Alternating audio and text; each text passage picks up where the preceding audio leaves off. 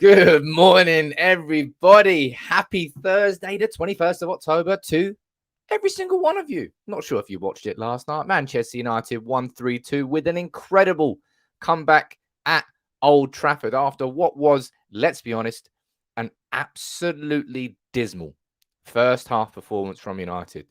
I'm going to be speaking about that first half. I'm going to be speaking about that second half. We're going to have all the reaction, all the fallout from Ole Gunnar Solskjaer, from the players. We're going to speak about Bruno Fernandes and his incredible second half performance, but also the key issue that highlighted. We're going to speak about Marcus Rashford and his second goal in 2 games since his return. Welcome back, Rashford. We're going to be speaking about Rio Ferdinand and Paul Scholes and what they had to say in what was a very interesting debate on BT Sport. And you're going to tell me what you want me to talk about in the comments below. As always, drop a like on the video. Make sure you subscribe to United People's TV if you're new. But let's talk about last night because, Jesus Christ. Football, eh? Football, bloody hell. Yesterday had every single extreme of an emotion for us United fans. Going into the game, you saw us in the United Legacy Arms.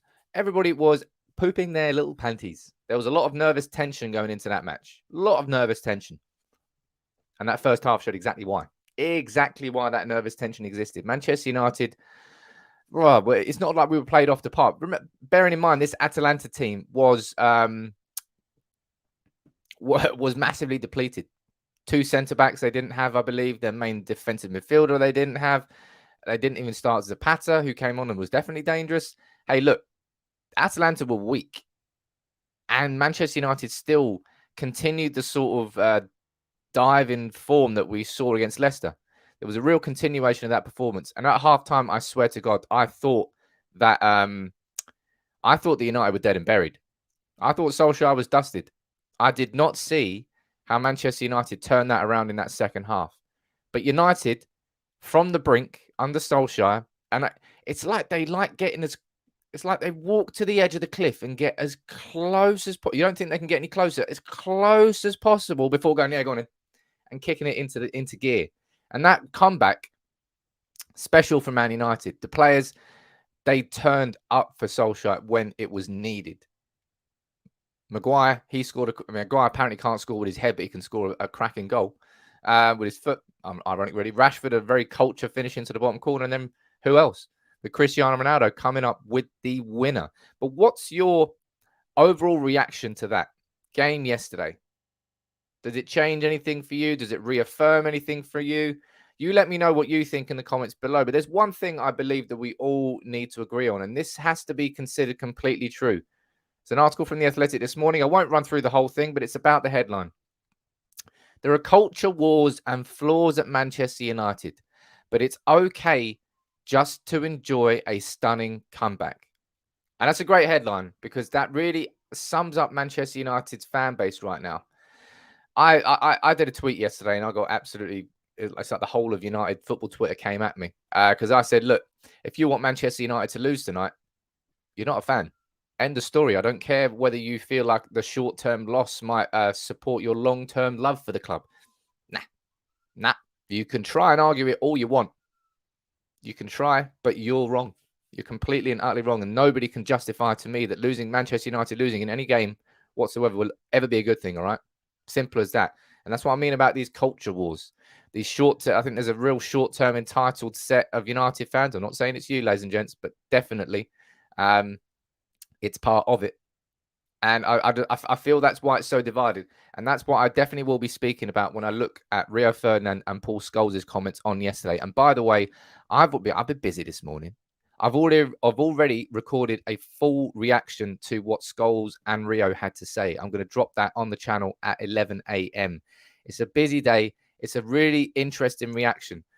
We may as well talk about it now. I'm not going to cover it in any massive detail because I want you to watch my video that I've already spent this morning recording and editing. But it was a really, really important discussion between Rio and Scholes. Let me scroll forward here. Let's get a little snippet of it up. But if you didn't watch it, I would encourage watching my video at 11 a.m. I've got the whole interview between Scholes and Rio. I've got it on screen and I'm reacting to it at the same time. And I'll be really interested to know what your reaction to it was, because basically what you have is Rio Ferdinand and Paul Scholes both looking at this game against Atalanta, the 3-2 win for United, and looking at it from two different perspectives. Both of them are correct in what they're saying, but they're coming at the game from two different angles.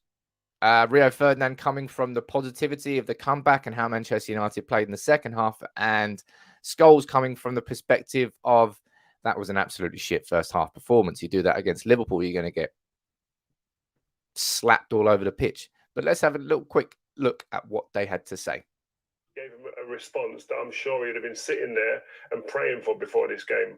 Work hard, a work ethic, a togetherness that you want to see in a Man United shirt. And listen, I'm not for 1 minute getting carried away sat here and think that the problems are over. And look, as I said, I won't go through this whole interview, but what's your reaction to what Scholes and Rio are saying? Rio, they're really focusing on the positives and saying, look, man, I know that was a really bad first half against Atalanta. The Manchester United were just not at the races. Man United were very, very poor. But ultimately, the players turned up, and the result is what matters. The second half performance. It's not a European great night at Old Trafford, but it's a European great comeback that everybody inside that stadium will always remember. Now, Rio's focusing on that. Paul Scholes is focusing on Manchester United's poor first half shape, which I will come on to in a bit next. We're going to speak about that in another segment of the video, but I'm going to go down to the comments here. As always, fire in your comments, fire in your super chats, please, if you would support the channel. Hey, look, by the way, there you go. That's the PO box address. I'm going to keep that on screen from now on. If you didn't know, I've opened a PO box to give you the opportunity to send in stuff that you would like to be part of the screen. The set. I think I might take one plant away. I'm going to get a table put there to put all the stuff that you send in. But let me see what you think about Scholes. Edward, you're saying Scholes should be hired as one of Manchester United's coaching staff. Paul, you're saying Scholes was spot on. Win is great, but my God, that first half was as bad as we have been. Let's have a look down here. Paula, you're saying, morning, Sam. You never boo your own team, and you definitely don't hope for a loss. I'll be honest. I don't know whether this is just me being in the moment or not, but I don't really remember Old Trafford booing Van Gaal or Mourinho like Solskjaer and Manchester United got booed as they went off against Atalanta. Correct me if I'm wrong. Tell me games where that did happen in, but I always remember right until the end, even under Van Gaal and Mourinho, that rarely boos were that audible in Old Trafford. Football Red Devils, you agree with Scholes? Gavin, you're saying, yes, Scholes should be in this coaching staff. I mean, we certainly need somebody to teach us how to play in midfield. Let me go down here and see what else is saying. Ollie's teams are boring. We love a comeback, says Anthony. Keeps the heart pumping. Hey, look, man. I don't know, actually. I mean, I've said it before. Nothing beats the drug of a comeback win. Nothing beats the drug of a late winner. It's the cocaine of football, if you want to call it that. Or something else, if you want to call it that. But Manchester United did it in that second half and then some. And I didn't think that they could. But I understand Scholes' point of view. And as I said, this is something that I really touch on in quite a bit of detail in the video that I'm going to release at 11 a.m. You are just getting spoiled with content, eh? But with Manchester United right now, there's so many key talking points that it will be wrong of me to ignore it. It'll be wrong of me to go after that game and not take a look at what Scholes and Rio said, both of them. Because if I was, for example, if I was to just take a look at what Rio had to say, I wouldn't be painting the whole picture. If I was to take a look at what Scholes said, I wouldn't be painting the whole picture. And this is something I wholeheartedly disagree with. Completely disagree with this. Paul Scholes saying exactly what is in fans' minds, and Rio is a yes man. It's not that at all, man. That's what I'm saying. Stop trying to divide people.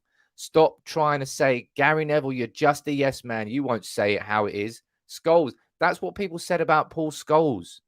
This week, Saeed, or whatever his name is, I think he was putting up videos saying, oh, look at this yes man.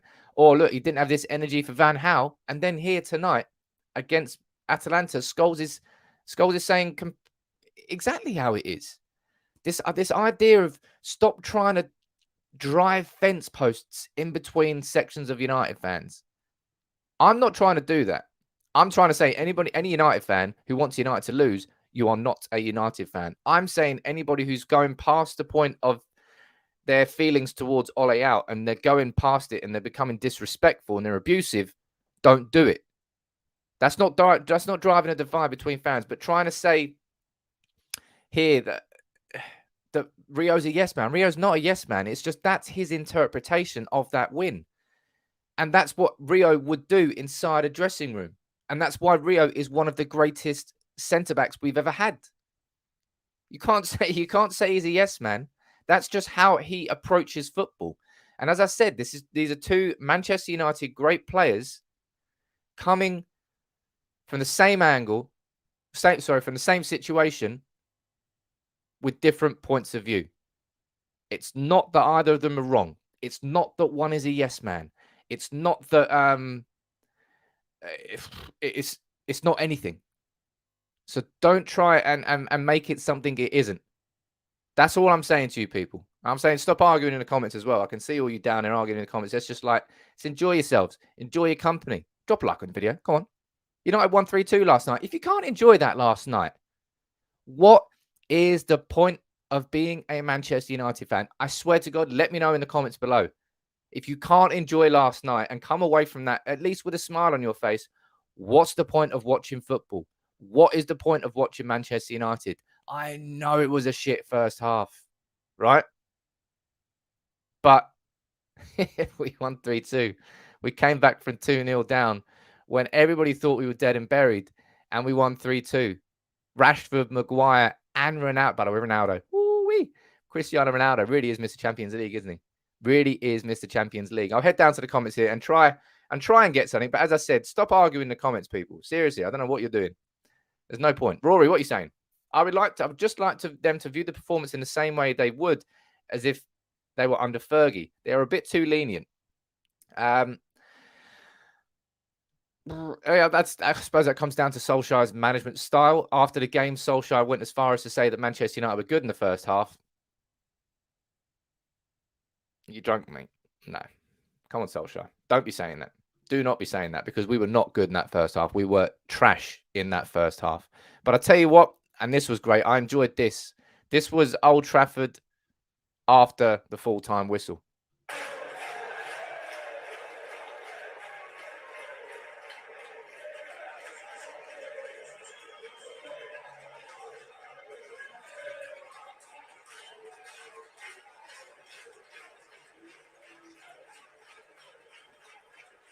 Old Trafford was bouncing by the end of it. Old Trafford was treated to a proper European comeback last night. It was a proper European night under the spotlight. It's a game where maybe not proper European night. That's a bad way to describe it, but is it at the same time? A proper European night, you go into fearful, worried, because you're playing. Obviously, it's a bit different when you're playing Barcelona and Real Madrid. They're the sort of proper European nights, right? But you go into it with a nervous tension and excitement. That's an aspect of European football, because you know it could all be over within like a 90-minute period. Of course, it's different again when we're in the group stages. It all changes in the knockouts. But Manchester United last night, so much was said about whether the players were starting to down tools under Solskjaer, right? And what we saw there yesterday in the second half is, for me, evidence that they aren't. They aren't done just yet. I thought they were after that first half, ladies and gents. I swear, I thought that was it. I wasn't like preparing what I was going to say, but I was really fearful of what my match reaction would have been had that trend continued in that game. But it didn't.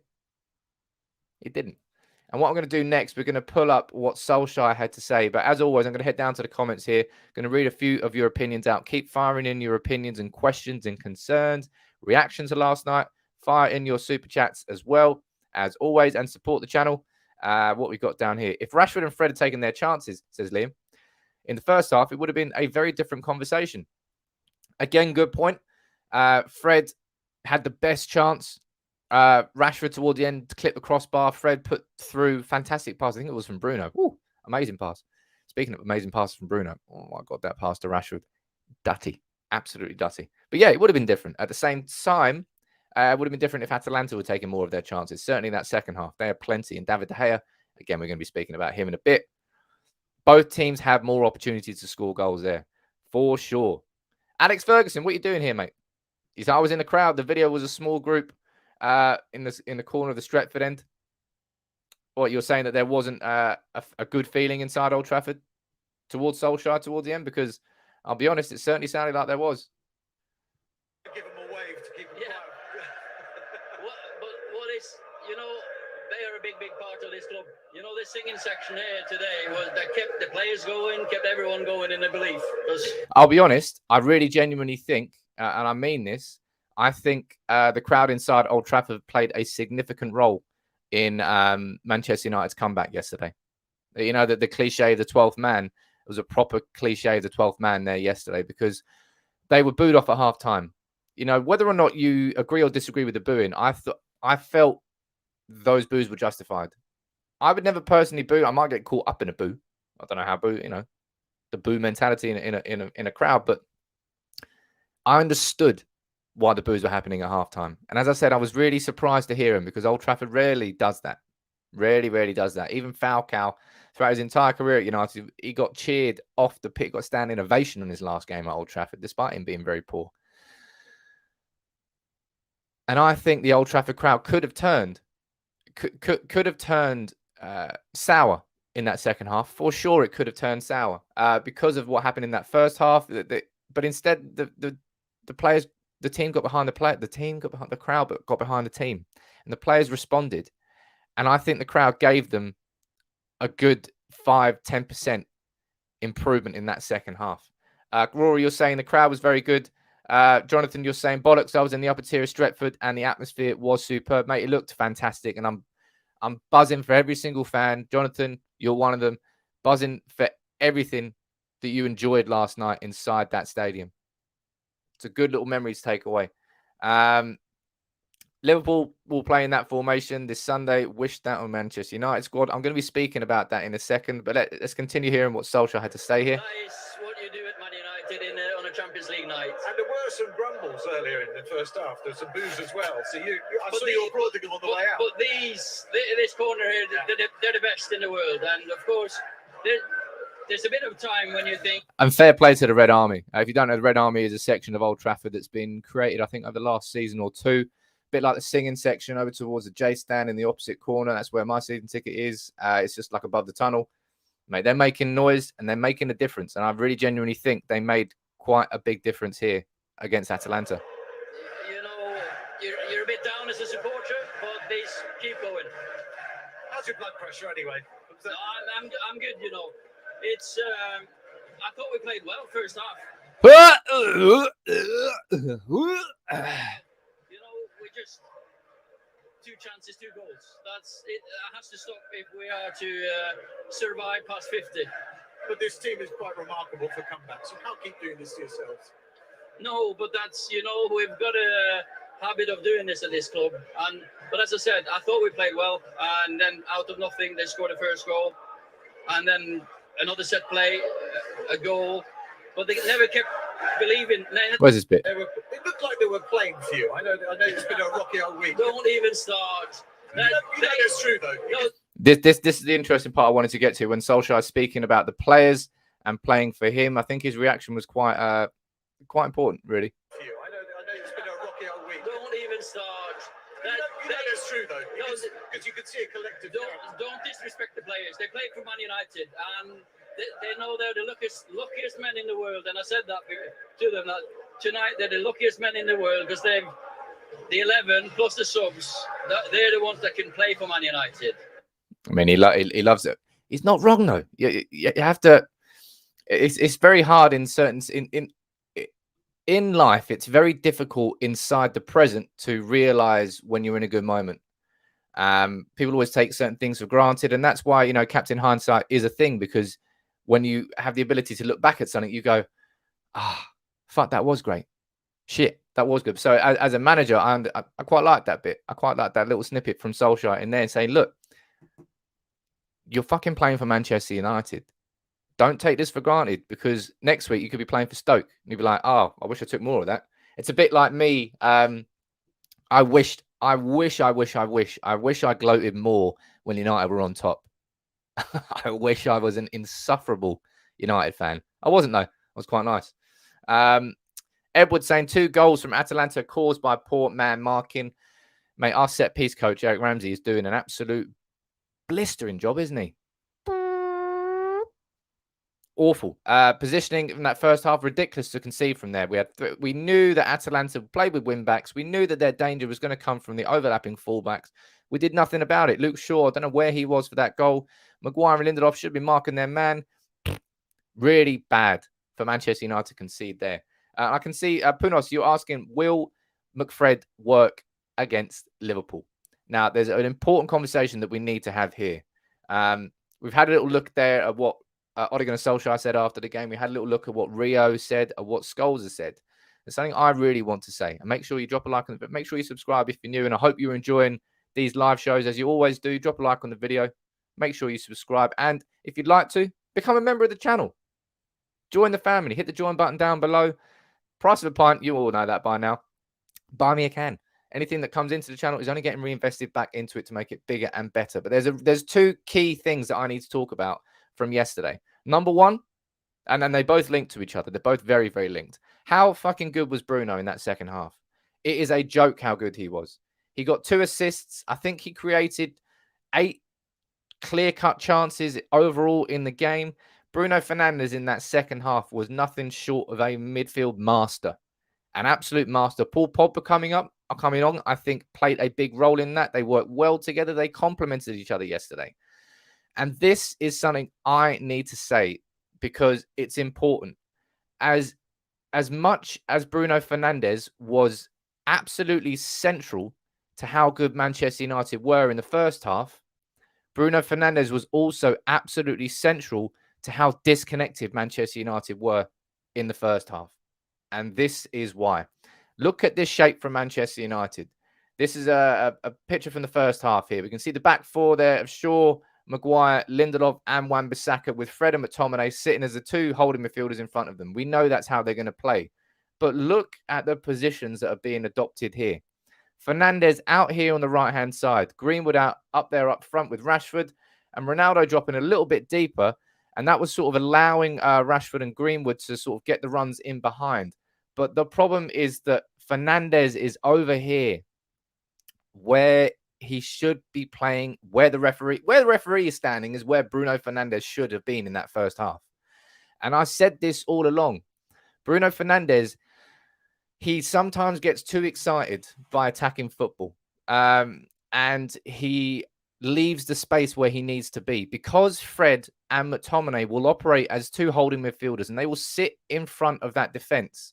We therefore need Bruno Fernandes to sit where that referee is sitting, to bridge the gap between Fred and McTominay, that they can have the outlet, and then Bruno Fernandes can pass it forward. In this, as Paul Scholes said, if you play like that against Liverpool, Manchester United are going to get pumped. Look at the space in that midfield that Liverpool can just dominate. We give that much room there against Liverpool, we are going to get hurt.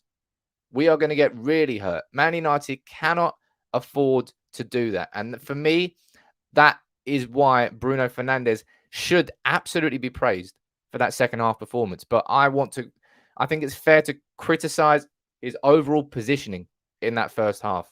I think his excitement to go forward left Manchester United's midfield exposed and too weak.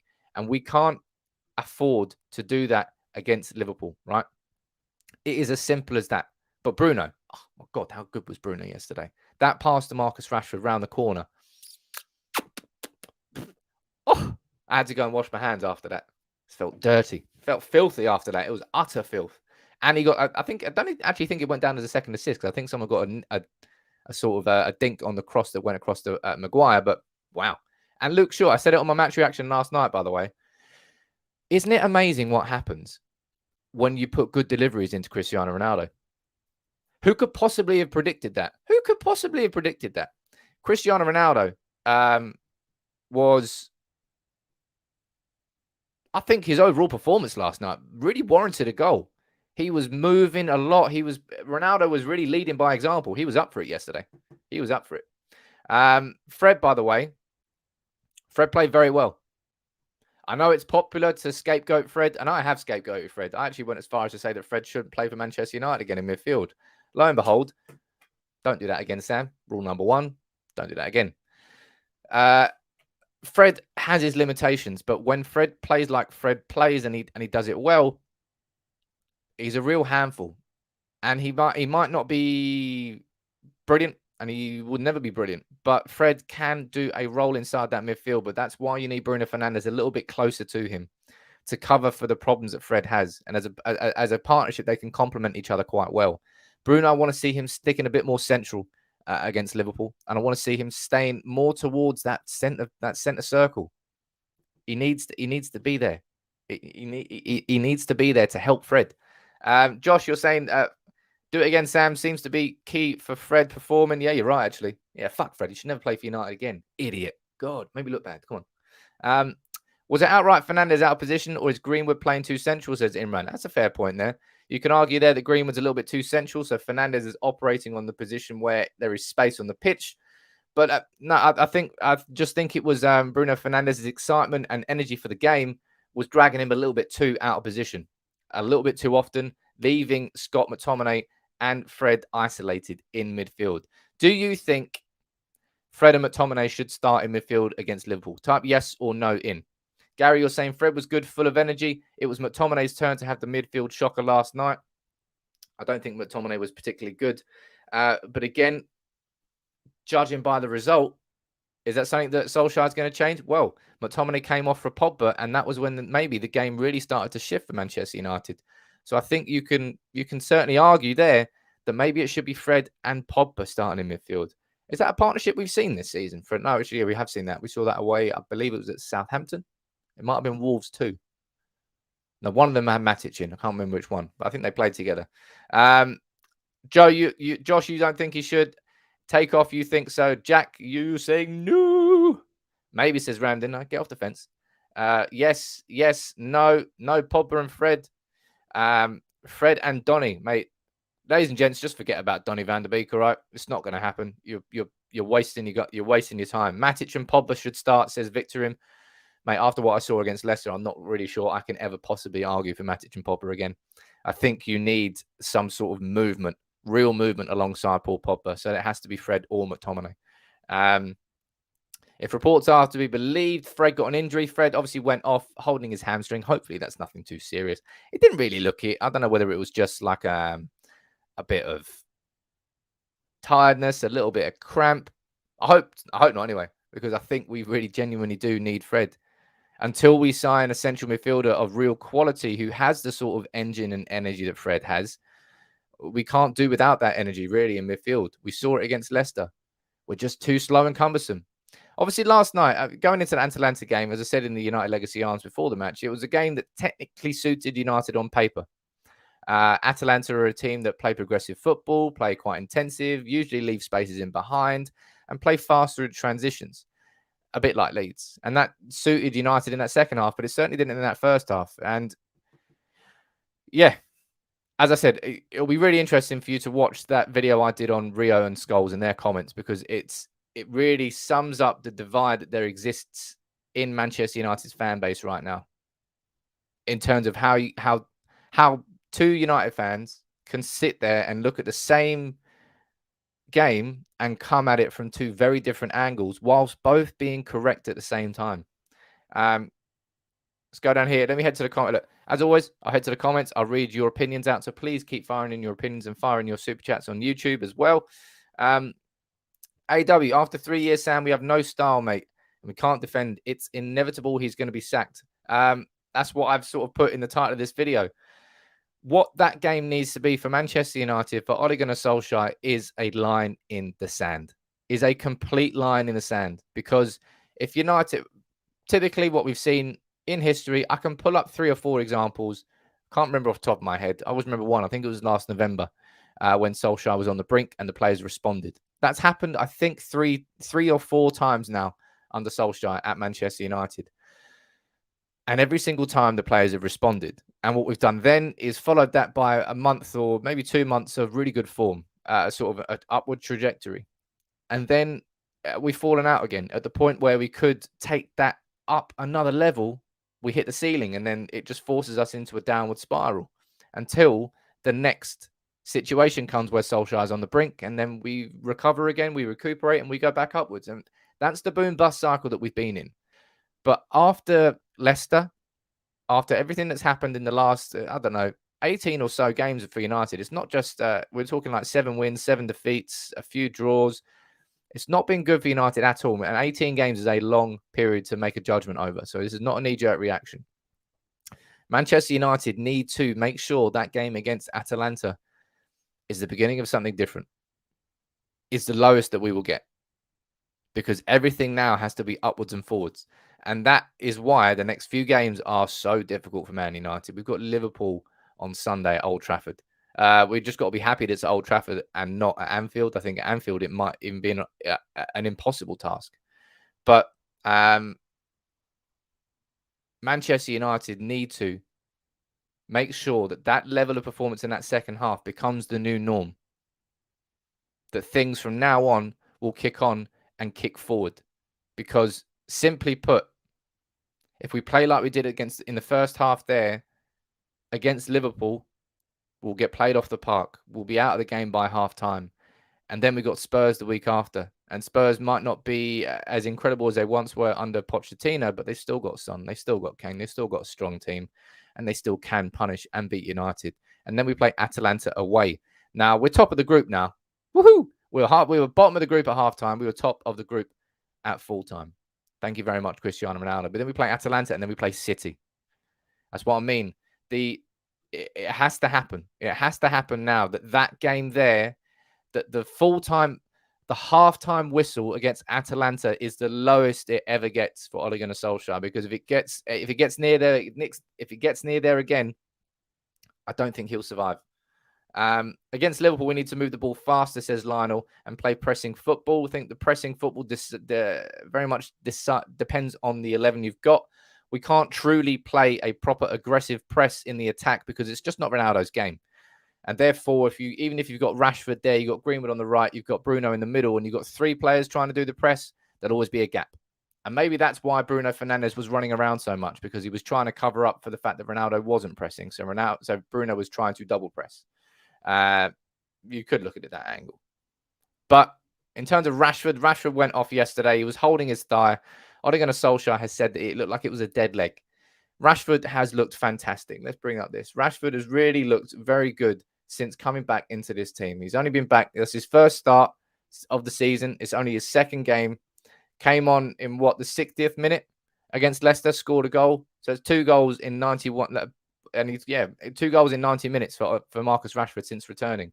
Fantastic to have him back. I always knew that we needed to have him back, and having him back just before Liverpool is perfect. Rashford loves scoring a goal against Liverpool, doesn't he? And we need him back. Will Rafael Varane be back in? I don't personally think so. But I think even yesterday, Harry Maguire played questionably poor. He might have scored, but Lindelof as well. Woof. Lindelof got absolutely hustled off the ball there by Zapata, didn't he? Looked like a limp noodle. Jesus Christ. Casper, how you doing? I can see you in the comments here. Morning, Sam. First half against Atalanta is to forget. Like usually, United conceded first, but United were crap in the first half. Bruno, 100% man of the match. Second half, absolutely brilliant. I mean, it was brilliant that second half. It was a second half that we all should be able to have enjoyed as Manchester United fans. Now, ideally, we wouldn't ever be 2-0 down at our half time. We won't ever be 2-0 down. So we don't have to come from behind, but we did it. And I'll tell you who else was fantastic against Atalanta. This bloke. Ah! Sorry about that. That was a bit loud. These are David De Gea's reactions behind the goal to Manchester United's goals. That's 2-1. This is 2-2. This is Maguire. Dave's buzzing. Go on, touch the bar, touch the bar, touch the bar. Oh, there you go. And then we've got Ronaldo's coming up now. He's buzzing his tits off. He loves it. Oh, hear that sound. Dave, touch the bar. Don't forget to touch the bar. Touch the bar. Touch the bar. There you go. Nice. Touched it. Cracking.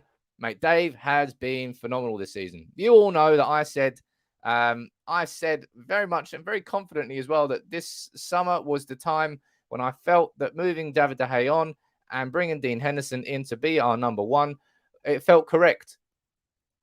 I was wrong. I was completely wrong.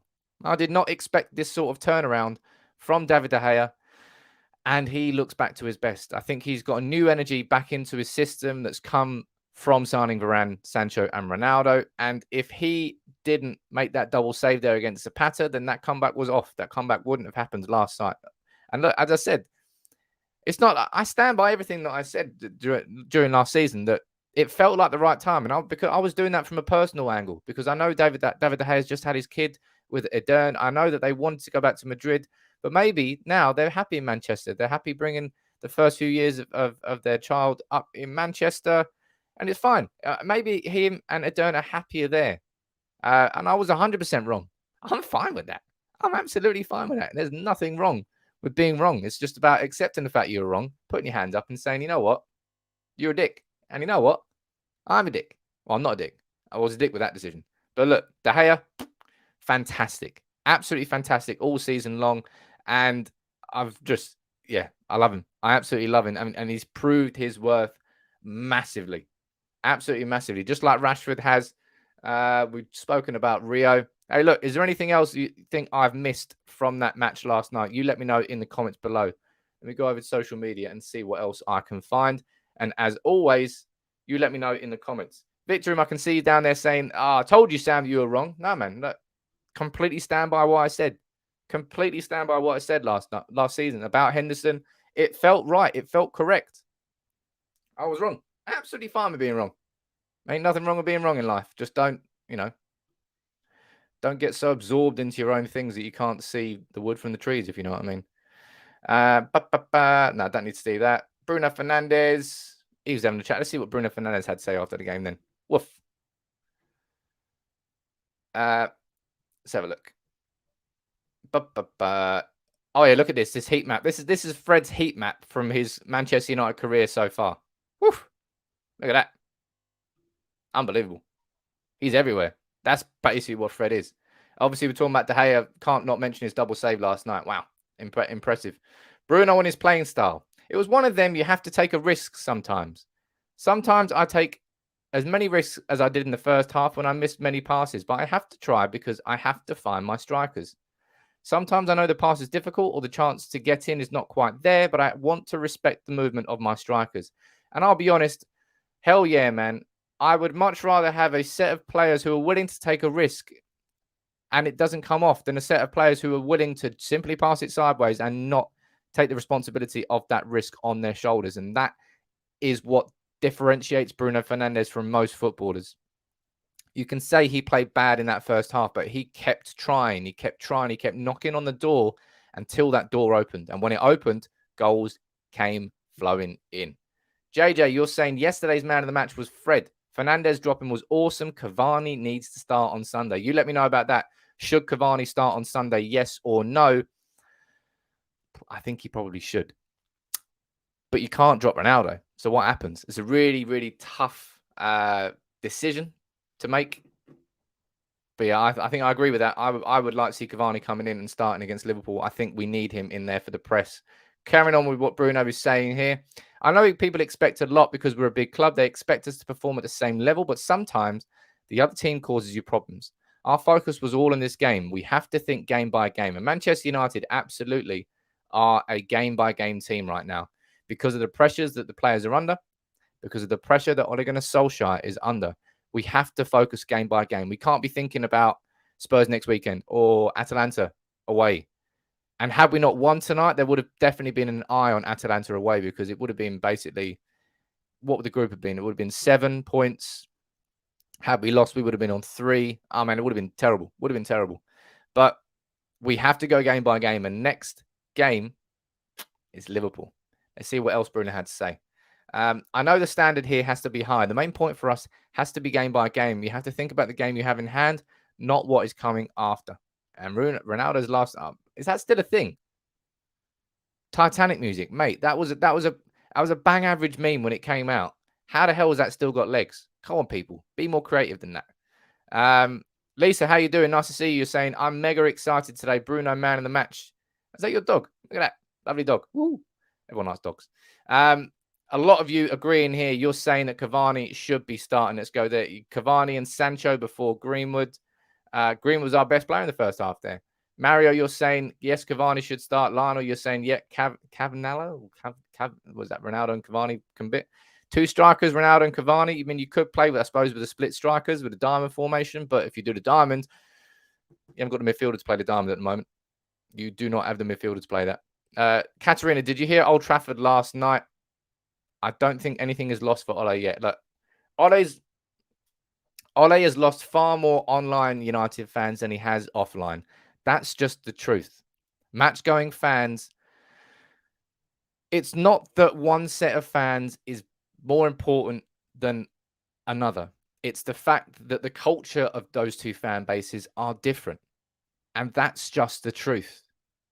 If you invest your money, if you invest your physical time in going to the game, going to the pub, going away from the game, and the friends you meet and the friends and the people you meet, it's a different culture to simply following Manchester United online. And it's not your fault. You can be from anywhere in the world. And if you support United, you're a United fan. But the cultures are different. And that is why that's why this divide keeps happening between United fans. It's not, as I said, stop trying to drive things in between people. We're all fucking United fans. The only people I will drive a fence post in between it is anybody that wants United to lose, or anybody that's been past the point of conveying your opinion on Ole Gunnar Solskjaer to the point where you're just being goddamn abusive and disrespectful. That you can't do. But you can say what you want about your manager. But that is what I'm saying about this cultural divide. It's tough. That's called modern football. Football has changed so much over the last 10, 15 years. And I'm happy that a younger fan base can come in and actually get involved in the club, because a lot of them have got priced out of tickets inside the grounds. It's Old Trafford prior to the last 5 years or so was quite an old stadium. Not physically an old stadium, but had loads of old people in that stadium. It was quite an old fan base. So I'm happy that new fans are coming in and not just going to support City or not just going to support Liverpool because they're the ones winning. It's a very tough situation. You can't keep everybody happy at the same time. But that for me is quite an important aspect as to all of this. This whole divide that we keep seeing, and why a video can be seen. It's like Rio and Scholes perfectly. That's why that video perfectly encapsulated the United fan base and how one game can be interpreted so differently from 2 United fans, whilst at the same time both being correct. Now, Jeremiah, you're saying that Cavani's got to start against Liverpool. I think Pogba probably should be starting as well. How do you get Pogba, Cavani in that team? Do you simply drop Greenwood and McTominay? It's going to be tough. It's going to be really interesting to see what happens there. But look, I'll wrap up the live stream here because I've got a video going out at 11 a.m. today, which I really would love all of you to watch. It's my reaction to what Rio and Scholes said, because it was a really interesting debate and a really interesting conversation that I think all of you should watch. So make sure you do. I'll tell you what, look, last night we had the extreme lows and last night had the extreme highs. It was like having a hangover and being drunk all at the same time in that order. It's like a reverse. Yeah, it's like a night out in reverse, basically. Hungover and then drunk. That's what it was. It was the pure excitement, the release of that second half, and just the pit of that first half. But that is United right now. We're inconsistent between games. We're inconsistent in games. And that's something that has to change. But look, thank you very much for watching. I hope you enjoyed the game last night. It was a fantastic result overall. Not a fantastic performance in that first half. But you let me know what you think about that in the comments below. Any more reaction, you let me know. As I said, look, there's a PO box. If you want to send me something to be involved in the studio, you can send me whatever you want. I can't wait to start receiving and bringing your guys' stuff, and girls, of course, onto the set. I'm going to probably replace that big old plant over there with a table because I want to get a table on there. But look, enjoy yourselves. Enjoy that win. Go and watch the highlights again. And make sure you watch my video at 11 a.m., not 11 p.m. But until next time, take it easy and enjoy that win. If you can't enjoy that win, there's no point watching football.